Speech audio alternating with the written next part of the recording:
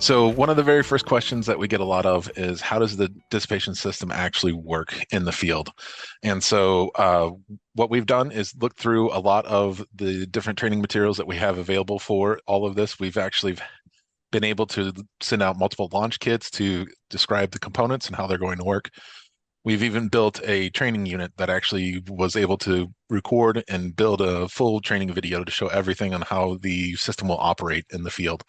So we've been able to give those pieces of information to our dealers when they have these questions. But realistically, the biggest answer to that is it's supposed to be as seamless as humanly possible for all of this. It's made all of its connections where we currently make our connections in the indoor unit, and it is going to bypass the thermostat inputs. And so if for any reason that needs to go into a dissipation cycle, it will actually just ignore whatever current thermostat input is happening, and it will use the appropriate output to get the response out of the unit as it needs. So that's been really helpful to help get the overall message of what is it supposed to do, how is it supposed to work. The second one that we get a lot about is how long is this sensor going to last? And so that's obviously a very big question about, is there going to be preventative maintenance? Is there going to, how often am I going to have to come out and replace this thing? And this was one of the key aspects when we were coming in and designing equipment to ensure that we have a sensor that lasts the life of the product.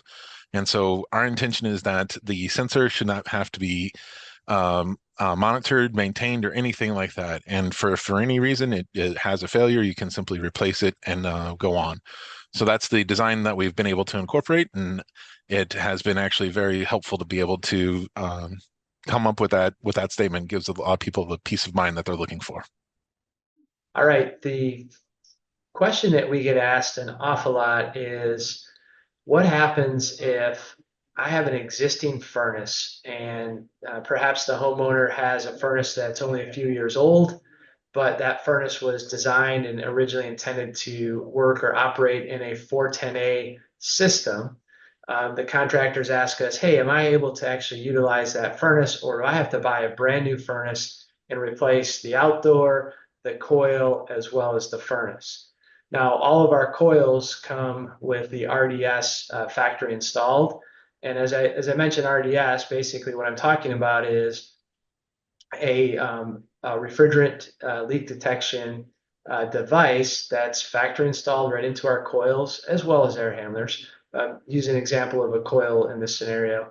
And so that's already installed. And but if a contractor wants to be able to utilize that non-A2L design furnace, we have an interface kit that will allow them to basically take the wire harness that comes out of the coil and connect it into this interface kit, and then that will connect into the existing gas furnace.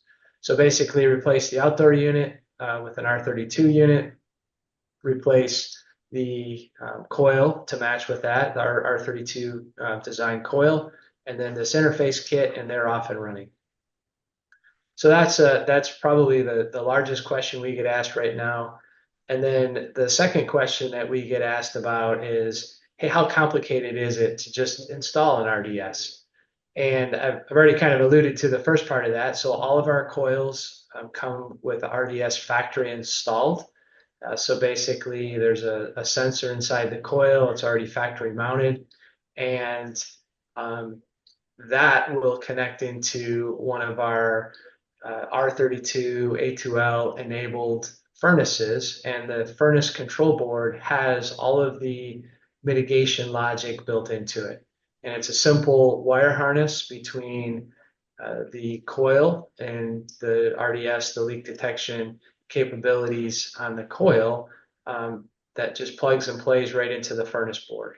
So it's pretty straight, simple and cut and dry for the contractor. Literally just one connection, and they're off and running. So it's a very seamless installation if they're going to replace the entire system. Could we install a third-party RDS? So installers will have to only use RDS provided by the equipment manufacturer, as the RDS is factory preset, calibrated, positioned, and tested for that unit. So it can sense the rated concentration amount within a certain time of being exposed to the refrigerant, and then send a signal to the controller to implement a set of steps upon sensing an alarm condition. So contractors need to work with their equipment manufacturer and use the factory provided RDS. Also for field installation, they need to review the RDS install manuals, wiring drawings for correct installation, especially on some of the larger rooftop units where they could have more than one RDS for that particular unit. This also applies to the field installed RDS kits. Field installed RDS kits are not interchangeable as well. So I see contractors having more questions as we transition. So they could use app-based training resources like the ones we've developed, which are good medium where technicians can review a lot of this information while they're at the job site.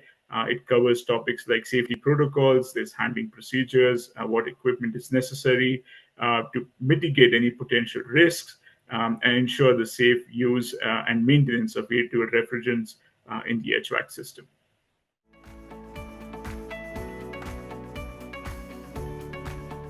At Train, we're going to be factory installing our RDS. So we are getting questions mostly around, are there going to be any new steps required of contractors when working with an RDS on our ducted equipment?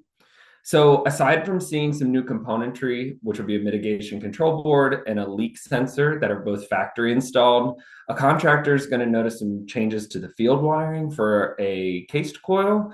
So that wiring will now come up through the mitigation control board as well as down to the furnace, and then beyond to the thermostat in the outdoor unit. For an air handler or a package unit, the field wiring is going to look pretty similar to how it does today. There's not much of a change. Maybe a connection here, a connection there looks a little different. But in general, you're going to see some really similar standard work to what you notice today.